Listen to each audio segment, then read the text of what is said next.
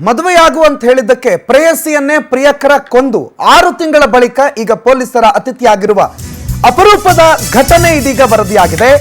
6 ತಿಂಗಳ ಹಿಂದೆ ನಡೆದಿದ್ದಂತ ಕೊಲೆ ಪ್ರಕರಣವನ್ನ ಭೇದಿಸೋದ್ರಲ್ಲಿ ಗದಗ ಪೊಲೀಸರು ಯಶಸ್ವಿಯಾಗಿದ್ದಾರೆ.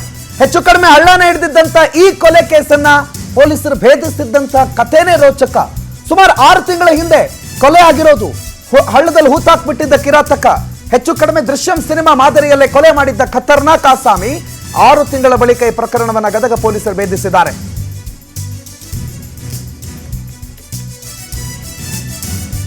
ಗದಗ ತಾಲೂಕಿನ ನಾರಾಯಣಪುರ ಗ್ರಾಮದಲ್ಲಿ ಸತೀಶ್ ಹಿರೇಮಠ ಅನ್ನುವಂತ ಒಬ್ಬ ವ್ಯಕ್ತಿ ಇದ್ದ. ಆತ ಕಳೆದ 6 ತಿಂಗಳ ಹಿಂದೆ ಪ್ರೀತಿ ಮಾಡ್ತಾ ಇದ್ದಂತ ಯುವತಿಯನ್ನ ಕೊಂದು ಹಳ್ಳಕ್ಕೆ ಹೋಗಿದ್ದ. ಅದೇ ಗ್ರಾಮದ ಯುವತಿ ಮಧುಶ್ರೀ ಅನ್ನೋರ್ ಜೊತೆಗೆ ಲವ್ ಮಾಡ್ತಾ ಇದ್ದ. ಆಕೆ ಈತನನ್ನ ಮದುವೆ ಆಗು ಅಂತ ಕೇಳ್ತಾ ಇದ್ಲಂತೆ.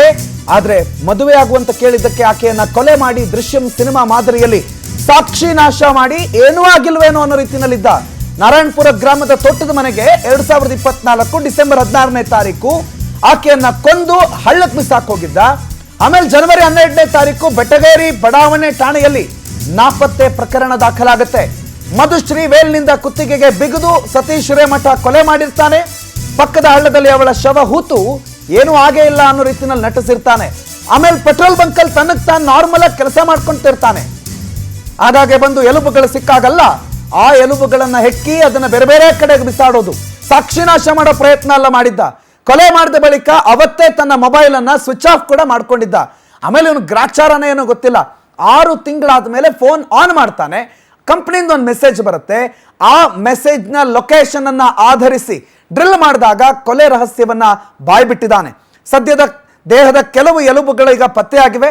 ಅದನ್ನ ಮೃತಪಟ್ಟ ಮಹಿಳೆಯದ್ದೇ ಅಂತ ಹೇಳಿ ಕನ್ಫರ್ಮ್ ಮಾಡ್ಕೊಳ್ಳೋ ಕೆಲಸ ಆಗುತ್ತೆ. ಆದ್ರೆ ಆಕೆ ರುಂಡ ಇನ್ನೂ ಕೂಡ ಪತ್ತೆ ಆಗಿಲ್ಲ. ಸುಮಾರು 6 ತಿಂಗಳ ಹಿಂದೆ ನಡೆದಿರುವಂತ ಒಂದು ಕೊಲೆ ಆಗಿರೋದ್ರಿಂದ ಆ ದೇಹದ ಬೇರೆ ಬೇರೆ ಭಾಗಗಳನ್ನು ಹುಡುಕೋದೇ ಈಗ ಬಹಳ ದೊಡ್ಡ ಸವಾಲು. ಮಾಂತೇಶ್ ಬಗ್ಗೆ ಡೀಟೇಲ್ಸ್ ಕೊಡ್ತಾರೆ, ಫೋನ್ ಸಂಪರ್ಕದಲ್ಲಿ ಜಾಯ್ನ್ ಆಗಿದ್ದಾರೆ. ಮಾಂತೇಶ್, ಬಹಳ 6 ತಿಂಗಳ ಹಿಂದೆ ಹೋಗೇ ಬಿಡ್ತು, ಮುಚ್ಚೆ ಹೋಯ್ತು ಅನ್ನುವಂಥ ಕೊಲೆಯನ್ನ ಹೇಗೆ ಭೇದಿಸಿದ್ರು ಪೊಲೀಸರು? ಹೇಗೆ ಕೊಲೆ ಪ್ರಕರಣ ಬೆಳಕಿಗೆ ಬಂತು? ಗದಗ ಜಿಲ್ಲೆಯ ನಾರಾಯಣಪುರ ಗ್ರಾಮದಲ್ಲಿ ಸತೀಶ್ ಹಾಗೂ ಮಧುಶ್ರೀ ಅಂತ ಏನಿರ್ತಾರೆ, ಇವರು ಕಳೆದ 6 ವರ್ಷದಿಂದಾನು ಪ್ರೀತಿ ಮಾಡ್ತಾ ಇದ್ದಾರೆ. ಮೊನ್ನೆ 6 ತಿಂಗಳ ಹಿಂದ್ಗಡೆ ಆ ಮಹಿಳೆ ಏನ್ ಮಾಡ್ತಾಳಂದ್ರೆ ನನ್ನ ಮದುವೆ ಆಗುವಂತಂದು ಅವಳನ್ನ ಪೀಡಿಸಿರ್ತಾನೆ, ಸತೀಶನ್ನ ಪೀಡಿಸಿರ್ತಾಳೆ.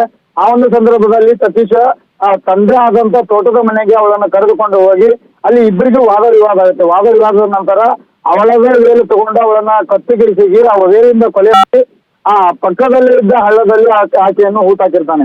ಆ ಹೂತಾಕಿದ ನಂತರ ಪೊಲೀಸರು ಇದನ್ನ ಬೇರ್ಸಕ್ಕೆ ಸ್ಟಾರ್ಟ್ ಮಾಡುವ ಹೊತ್ತಿನಲ್ಲಿ ಆ ಸತೀಶನ ಹಾರಿಕೆ ಉತ್ತರ ನೀಡುತ್ತಾ ಅವನು ಪಾರಾಗುವ ಯತ್ನದಲ್ಲಿರ್ತಾನೆ.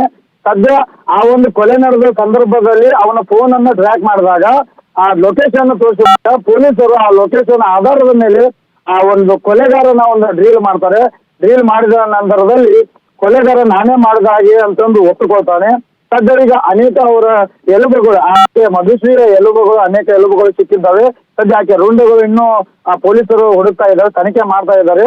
ಸದ್ಯ ತನಿಖೆ ಅಂದ್ರೇನು, ಪ್ರಾಥಮಿಕ ತನಿಖೆ ನಂತರ ಇಷ್ಟೆಲ್ಲ ತಿಳಿದ ನಂತರ ನಾಳೆ ಆ ಒಂದು ಕೂತಿರ್ತಕ್ಕಂಥ ಜಾಗವನ್ನ ತೋರಿಸ್ತೀನಿ, ಎಲ್ಲಿ ಕೂತಿದ್ದೀನಿ ಅನ್ನೋ ಒಂದು ಮಾಹಿತಿ ಕೊಲೆಗಾರ ಪೊಲೀಸರಿಗೆ ಮಾಹಿತಿ ನೀಡಿದ್ದಾನೆ. ಸದ್ಯ ನಾಳೆ ಆ ಕೂತಿರ್ತಕ್ಕಂಥ ಜಾಗದಲ್ಲಿ ಪೊಲೀಸರು ಹೋಗಿ ಆ ಒಂದು ದೇಹವನ್ನ ತೆಗೆಯುವ ಒಂದು ಕೆಲಸವನ್ನ ಮಾಡ್ತಾರೆ ಅಂತ ಹೇಳ್ಬೋದು. ಸದ್ಯಕ್ಕೆ ಇದು ಗದಗನ ಒಂದು ಪೊಲೀಸರ ಚಾಣಾಕ್ಷತನದಿಂದ ಈ ಒಂದು ಕೊಲೆ ಭೇದಿಸಿದ್ದಾರೆ ಅಂತಾನೆ ಹೇಳ್ಬೋದು. ಪ್ರಣೋತ್, ಮಾಹಿತಿಗೆ